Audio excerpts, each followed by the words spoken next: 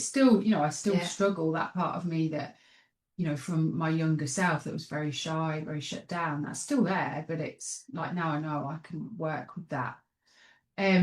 Yeah, and it was an intensely difficult time. And I still when I was first diagnosed, I was still trying to run, and my heart rate was like 130 at rest. I was still trying to run until the GP was like, I think you want to not do that, slow down a little bit, love. I was still trying to run and weights and stuff because I had all this energy. When it was good, I had all this energy. It was like go, go, go. But my hair was falling out. My eyes started to bulge. I lost weight. I looked like death. You know, never will I moan about weight again, really.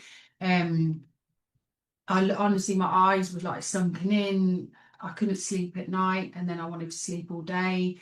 I was triggered, paranoid. At one point, I had like a little tic. It created untold mayhem in my personal life for people that didn't understand it.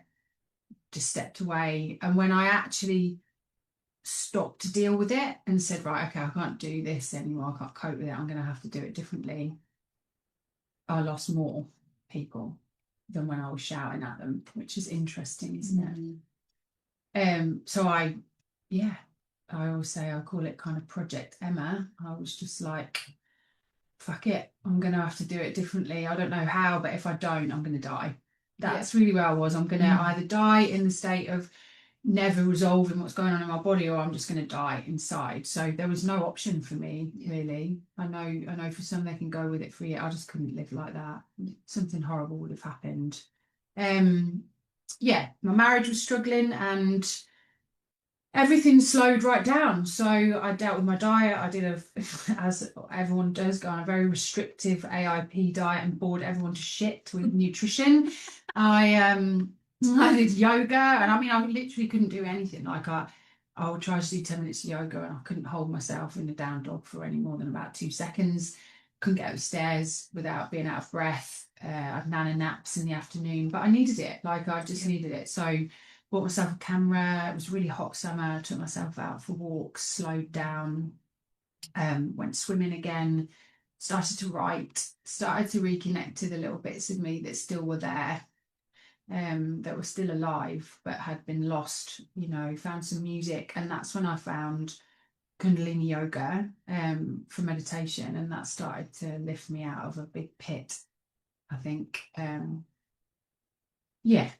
don't know, I still can't describe it. Some people might call it an awakening or whatever. I think it just allowed me to feel strong again and to find purpose and to believe in a bit of magic.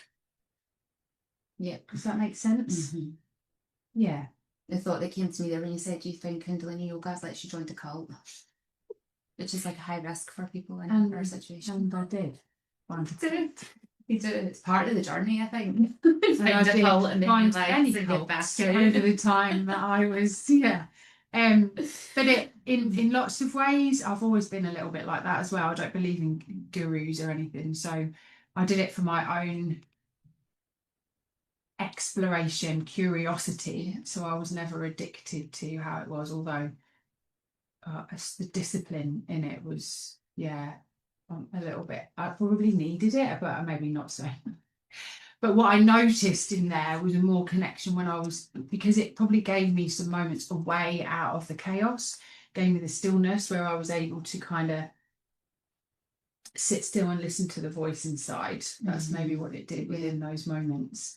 And it wasn't pleasant. It really wasn't pleasant. And then I started to get a little bit stronger, I suppose, and just worked on getting into remission, really. My marriage broke down and I moved to Glasgow. I escaped out of my job. Obviously COVID happened and everything, which triggered the shit out of me as well. So that was a tough time too. There's a pattern there, right? And then you met me.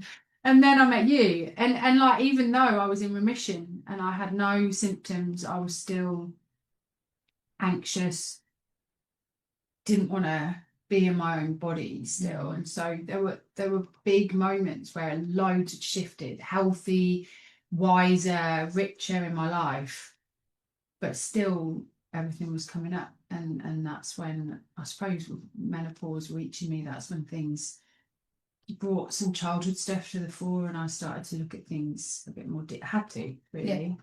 So my experience of life was, I'm happy and I can do things and I'm healthy and all my bloods are great, but I still felt icky.